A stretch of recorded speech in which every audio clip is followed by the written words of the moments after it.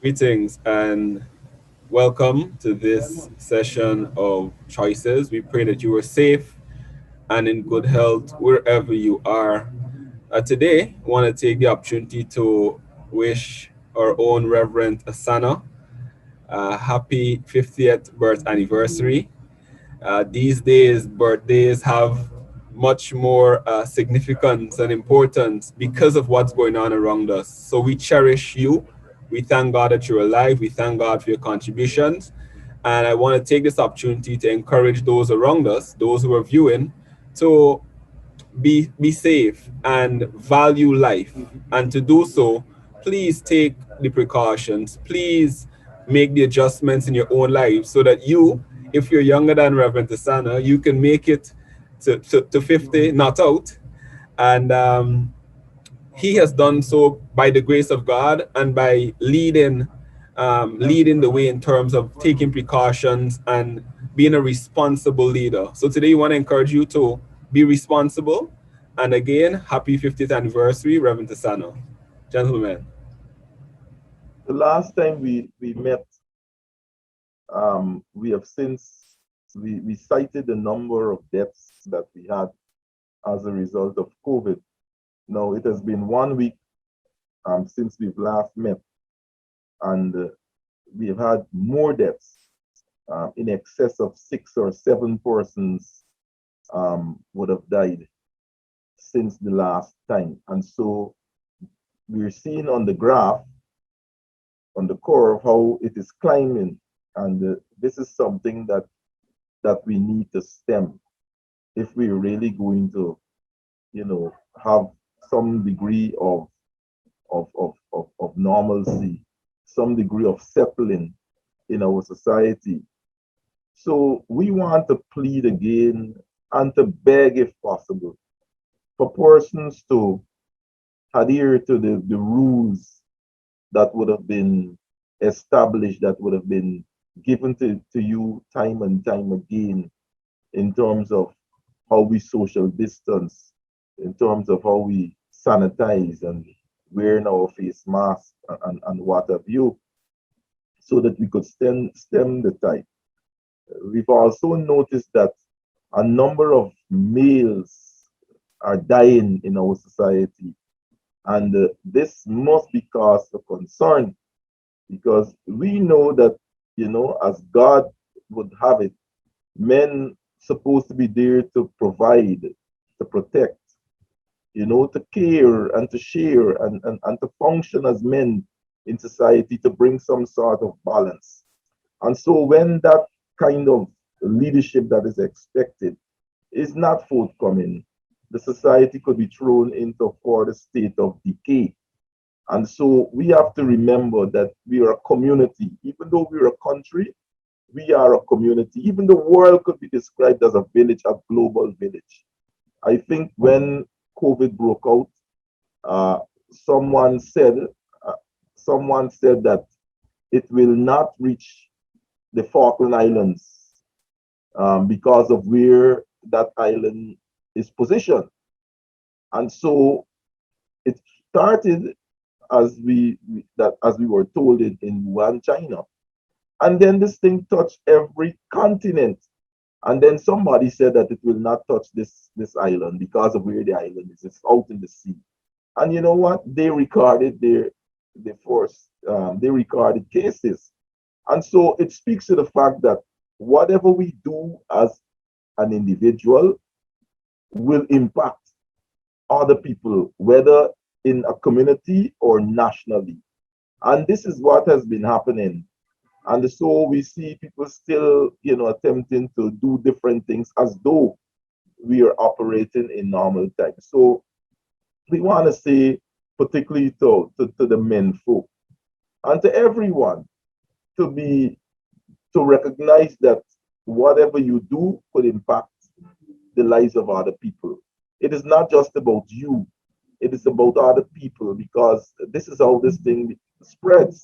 As we become infected, contaminated, we take that to other places and to other people. But if we were to keep ourselves in according to what the rules would have said, we would minimize damaging and hurting people.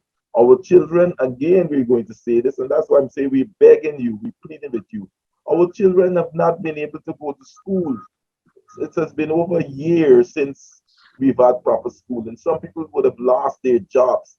They would not have been able to of course, to work so that they could provide because of how we're living. Someone said the longer we decide to stay out, the longer we will be inside. And so, um, but this is not happening. So what we need to do now is to stay in and to conform to those rules so that at some point in time we could come back out into society and live productive lives. So we're asking again for people to conform to the rules, so that we could return to some degree of normalcy. Gentlemen, do you believe that this message, wherever it is coming from, you believe young people, those who are 18 and above, do you believe this message is resonating with them? That is an excellent question. And as a young person, I I think it is having mixed reception, because you find that there one sector or one section of the young people who are actually listening and adhering to these messages, and then there's the other section who are bent on living carefree in this time. And I think one of the reason for that is because we live in an age where there's the whole concept of everyone having rights, but no one is actually adhering to the consequences, or the other part of that, which speaks to the responsibility that comes with the rights. And so what am I saying? Freedom of information, many people think that it is a right. They can have information from wherever they want. And so that is perfectly fine. But a responsibility comes with the information you take in. And many people tend to take in the wrong information and shun from information like this. And so we have young people like myself. I know there are some of my colleagues who are actually vaccinated already. There's a friend from Belize. I was speaking to her, and she actually took her second jab. And I found that refreshing, because I find that there are actually people that are listening, and young people who are actually trying to be the standard bearer. So there's my favorite quote. I'll end by sharing my favorite quote. As people sit, you stand. When people stand, you stand out. When people stand out, you choose to set the standard. Let us be standard bearer. How can that be applied? When people sit, there are certain people who don't wear masks. Okay, so you should stand. You wear your mask. When people choose to stand, so some choose to wear mask and go out, but they wear it incorrectly. Now you stand out by wearing your mask correctly. Now you have to be the standard bearer. You see, everything we do, there's going to be a lot of different perspective and what's not. Now you have to choose what is the correct and what is the most appropriate perspective to follow, in that follow the correct information, and not only look after yourself, but look after the generation that follows. You see, as young as we think we are, we have a lot of other people looking up to us. My nephew, he's 7, and he told his mom that he wants to go to the Bishop's High School and to become a lawyer. Why did he say that? He said that because he wanted to be like his uncle. And that spoke to me. I was like, oh my gosh, this young man is already looking up to me while I'm looking up to my leaders right on this panel. And a sense of responsibility came over me, because I know to myself that every action that I take, he will be looking at it as a young man, a younger man. And so for me, I try my best. Even though the mask may be uncomfortable, I wear my mask at all times. Anybody can tell you this. Me and my sister, we are already talking about going to get the vaccine, because I think I have a sense of responsibility that my nephew is looking at me, and I must act correctly, and I must act accordingly. And so we must be the standard bearer as young people, choose now to bear the standard. Choose now not only to focus on your right. You have a right to move. You have a right to speak. You have a right to freedom of information and what's not. But choose to focus on the responsibilities that comes with those rights. And your life will be much more better because you will know that you will not make irresponsible decisions, and you will know that people are looking at you. And so just be the standard bearer as a young person. I would like to lift a prayer for India, a prayer for Canada, prayer for Brazil, a prayer even for Guyana, and all the countries that have been affected by COVID-19. When I look at media and see the long lines and see how people are dying, not for the lack of money, but for the lack of medical care, you cannot help but feel a deep sense of sorrow. I pray that God will remember them, remember us, that God will be merciful and helpful. Find a way. There are people who are fighting to get some form of medical attention. Not that they don't have money to buy, but they can't find it. I can imagine how heart-wrenching that is. And so I ask us today, as we pray for them, that we do not carelessly, because we are young, put ourselves in that position, put our system under that kind of stress. You know, I took the vaccine, and since I've taken the vaccine, I haven't had any side effects. And contrary to what some folks said that I will die, I'm still alive, I'm doing well. If you're 18 and above, why not go and get vaccinated? Why not let us all of us wear our masks? Let us all sanitize. Oh man, it is heart-wrenching to allow ourselves to deteriorate into such a place like what we see happening around us. We can make a difference. You can. Let us do it together. You know, as Limar was speaking, I was thinking about some of the insight he was bringing. When I look around at the young people that I know, whether they're in Guyana or whether they're overseas, there are just about 3 different types of young people that are functioning. One, that take the vaccine. One are the early adopters who will take anything just to figure out, I want to defend myself. The next class are those persons who need it in order to travel and to move around. And the third class of persons are the persons who are informed about the vaccine and believe that it's the right path. Maybe there's a fourth.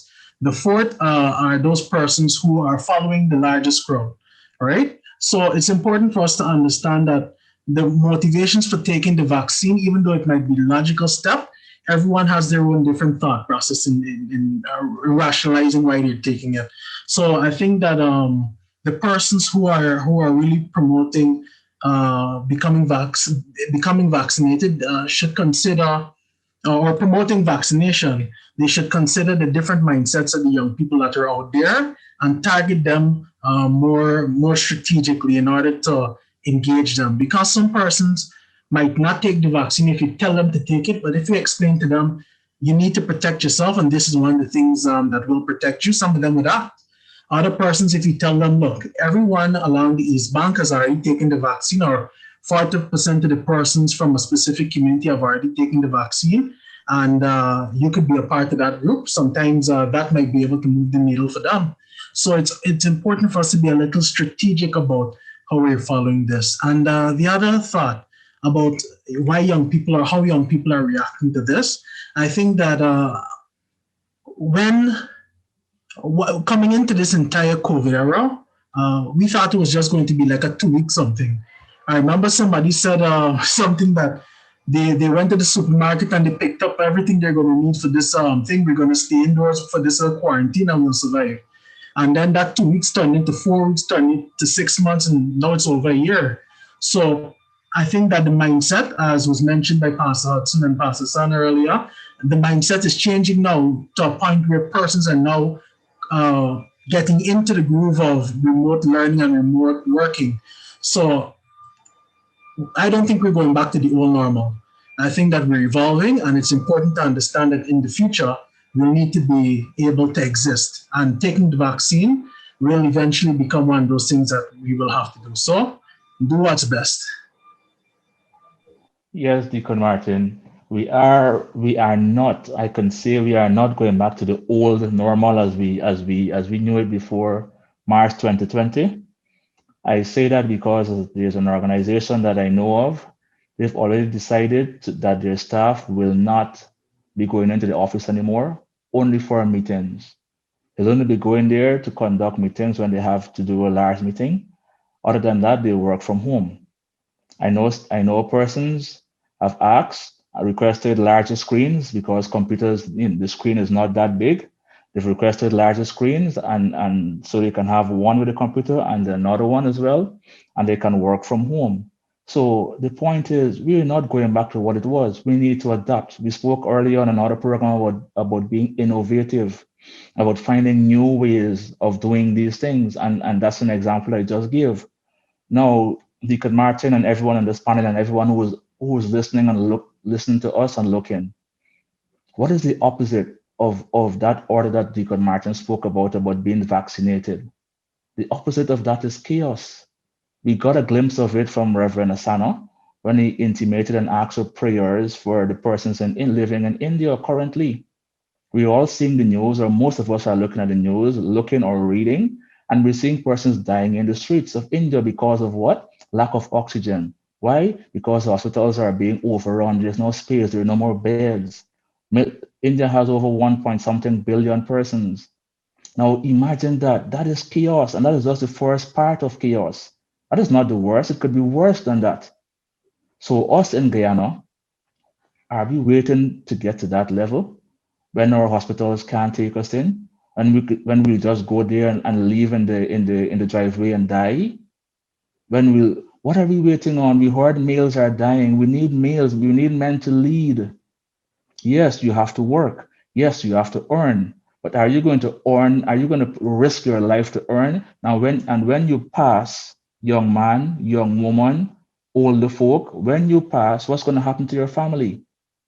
I heard an example recently that men are working beyond the curfew. Within the when they should be home sleeping, they're already outside working. Now, as a family, you need to make a decision. The husband can still work, but he needs to abide by the rules. If he abides by the rules, not just obeying the curfew, but by wearing his mask. Not just by obeying the curfew time, but wearing your mask. What are we going to do? Are we waiting for chaos? And then we will say, if I had only known. We're asking you, we're pleading with you, do the right thing now. Don't wait to get a fine. When you get a fine at this time, that's more money out of your pocket. Doesn't make any sense. It doesn't make any sense. If you are dead, you cannot create the technology that is needed at this particular time. I think it was my brother Kurt who spoke about what is needed as we go forward. We need those young minds, those same young minds that are creative and innovative, that are able to push us forward in our technology and in our research development. So if you and I become careless and we die from COVID, it is a loss to the community, a loss to our family, a loss to our own selves. So why, I ask us, let us be safe, let us practice what is required. And so we all will be able to benefit from your skill and your abilities. In the first couple of days within the pandemic last year, let's say perhaps a month or so into the pandemic, our WHO representative here said, if we don't be careful, um, we would see numbers like 20,000 persons being. I don't know if many of you could remember that figure. Many laughed at that figure and said, man, he talking stupidness. Now, you could imagine we are just under, as of the 29th of April, when we are recording this program, we are just under 13,000 cases. Um, 293 deaths. My God. Look what has happened within the space of 1 year. Oh, listen, we really got to take stock and determine that we will behave ourselves wisely. That's the danger of gradualism, when you allow things to grow on you one step at a time, and before you know it, we staring 20,000 right in his face. We staring 500 persons dead, 1,000 persons dead. I mean, some people might say, "Man, you're talking negative." No, no, no, no, no. I mean, look at the figures. Let's look at the figures. Let's look at it. We can't wait until it comes knocking at our door. When somebody for us would have contracted it, or somebody is on oxygen, and you're waiting for word. We cannot do that. We have to take responsibility, and we have to do something about this. Change your ways. It was Dr. Adukro, Reverend Semple, the Yes, Paro sir. representative. Correct. And he has never stopped saying that, he had several meetings around the country, and he kept speaking to this particular issue. And so we should consider ourselves very fortunate that COVID hospital actually came into being, because many of these persons would have had to be admitted to the ICU department of the Georgetown Hospital. And so think about if that hospital was not created now, at least to take off some of the pressure that we've seen would have been placed on the medical system as a result of COVID. And so sometimes we do not take things seriously. And when we do not do that, then we begin to see the consequences of our actions. What we don't want is for this thing to continue to grow and to develop, where even the Liliendahl complex will be overrun, because these are possibilities that we are praying against and trusting God that we'll never come to that state. And that is why we are pleading, and we'll continue to plead with people to be responsible and to take what they're doing seriously, lest we find ourselves in a position where we have to institute drastic measures for a pullback. It is frightening to even consider those kinds of possibilities. It's mind-boggling to think about those possibilities. That's why we began the program by exploring how can we improve. And when I say we, I'm talking about all of us here, you, not necessarily government. I'm talking about every Guyanese taking the message and transmitting it, the urgency of it, the way how myths take a hold, and take the real message, and in our communities, in our families, in our workplaces, transmit the message. We have several persons within our sphere of influence. And if you receive the message, you are authentic enough, your friend will listen to you, your family would listen to you. Even if you're in gangs, the gang would listen to you. Because this pandemic transcends every barrier, everything that is separate. It's in every society, you have different groupings.